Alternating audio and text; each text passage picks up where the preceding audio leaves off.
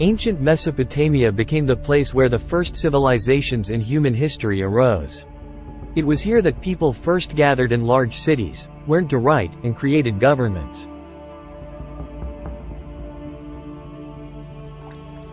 Mesopotamia is known by a few names such as the Fertile Crescent and the Cradle of Civilization. Another name for Mesopotamia, though, is the land between the rivers being the Euphrates and the Tigris. Today, the rivers merge and then flow together into the Persian Gulf, but during the last ice age, the combined Tigris-Euphrates River flowed through a wide, flat plain-like landscape. When the ice age ended, the Earth's climate began to warm up.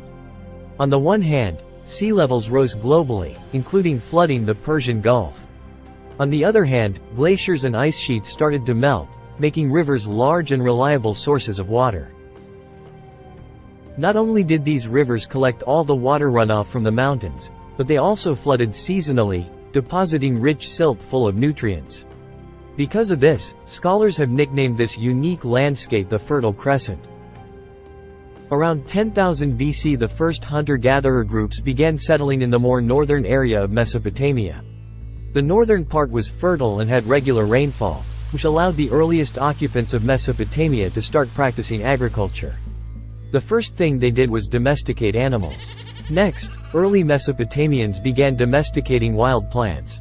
Birds and fish were also good sources of food. Around 8000 BC, early Mesopotamians were building permanent structures out of mud and reeds, and abandoning the hunter-gatherer lifestyle altogether. Over time, these settlements formed small farming communities. Around 6000 BC, these northern farmers began migrating southward, bringing their agriculture and sedentary lifestyles with them. This southern area of Mesopotamia formed what is now called Sumer. But the southern region was quite the opposite of the northern region. The land was dry with very less rainfall. So, here, Mesopotamians developed innovations in agriculture. To work the soil, they developed plows. By watching the position of the stars, they learned the best times to plant crops. But, most importantly, they learned how to divert water away from the rivers. The water was brought to the fields by canals. The invention of irrigation systems made it possible to turn the plains of southern Mesopotamia into highly productive farmland. Irrigation increased the amount of food farmers were able to grow. The most valuable crop was barley, which was used to make flour and bread. Dates were also very valuable to the Mesopotamians. They were eaten once ripe, or else they were dried for future consumption. Other crops were wheat, chickpea, onions, cucumber, and other fruits and vegetables. Having a food surplus allowed people to do other types of work besides farming. For the first time, people became weavers, artists, construction workers, bakers, and brewers. The surplus food also allowed people to increase long-distance trade. The Mesopotamians traded their grain, cloth, and crafted tools with the peoples of the mountains and the desert. In exchange, they received stone, wood, and metal.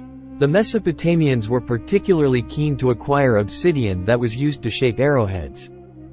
About 3500 BC, the Mesopotamians used shell money as a means to facilitate trade. Such shell money caught on quickly and was in circulation throughout the Fertile Crescent.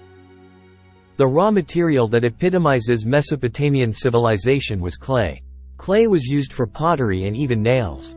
In addition, the ample presence of clay enabled the Mesopotamians to make mud bricks for their abodes and other buildings.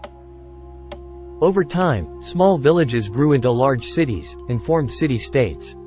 Each city-state consisted of the city itself, and the farmland around it.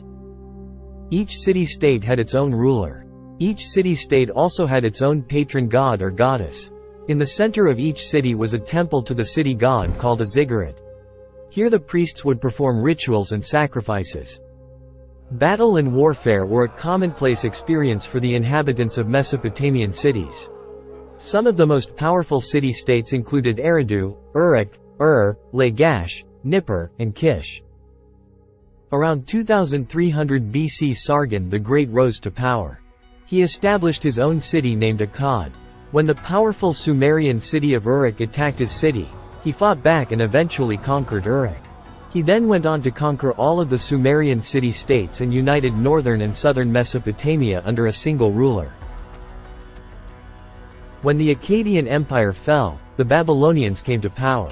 After Hammurabi ascended the throne, Babylon transformed into a massive empire from a small kingdom covering the whole of Mesopotamia and beyond.